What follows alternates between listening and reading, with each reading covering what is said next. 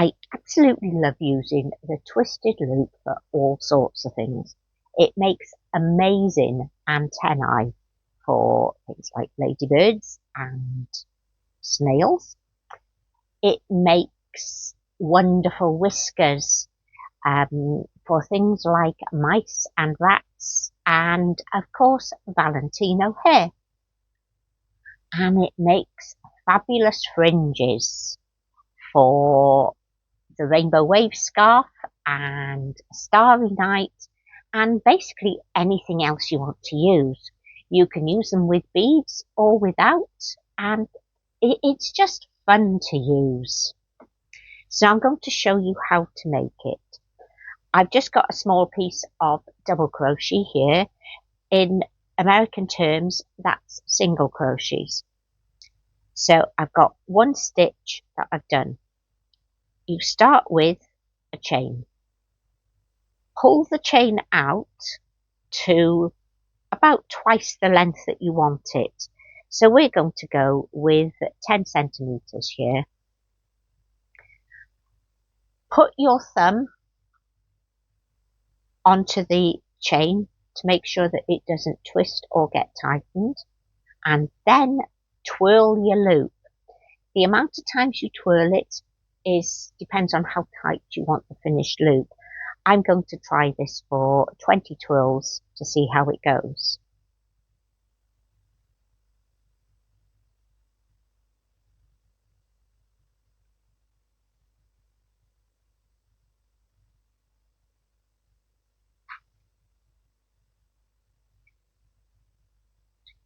There, you can see that's rather twisted there. Stick a finger in the way and fold it over, then insert your hook into your first chain, yarn over, through the chain and through the loop that's on the hook. Hold this and carefully let that twirl into shape. See, that's quite a nice one.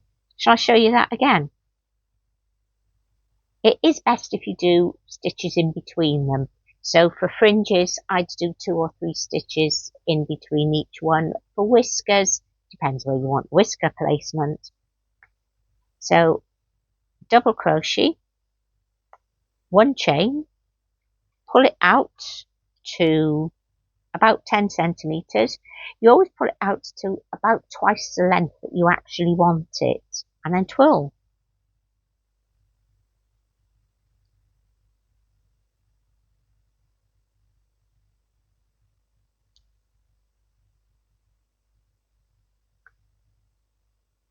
Slip stitch back into your first chain and make sure that you pull your loop off as well, and then let the twirl unravel.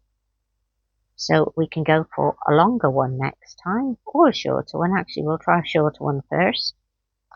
So one chain, we're going to pull this one out to just 5, and we're going to twirl it 10 times.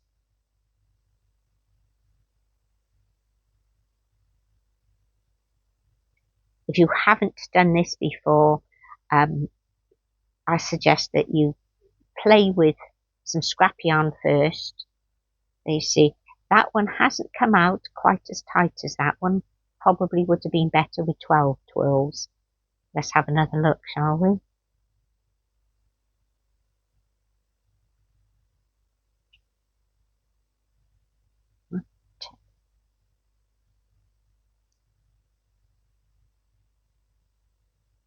And slip stitch back into the first chain.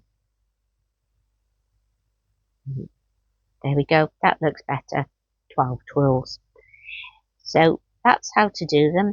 When you're working past them in the next row, just hold them to the right side of the work, so wherever you want them.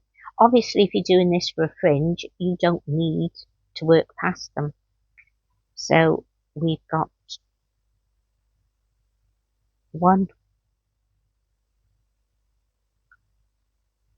2, 3 stitches there.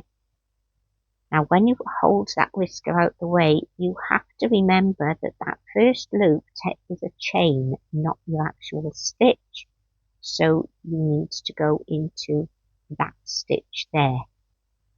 Out of the way, that one's your chain and that one is your stitch.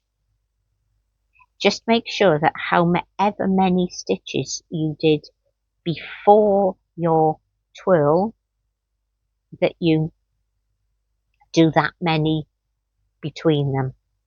And there you go. So if you want them for whiskers, in the middle of the work, they stand out a bit like that. If you want them as a fringe, they will sit nice and flat, ready for your fringe. You can do pretty much anything you want to do with them.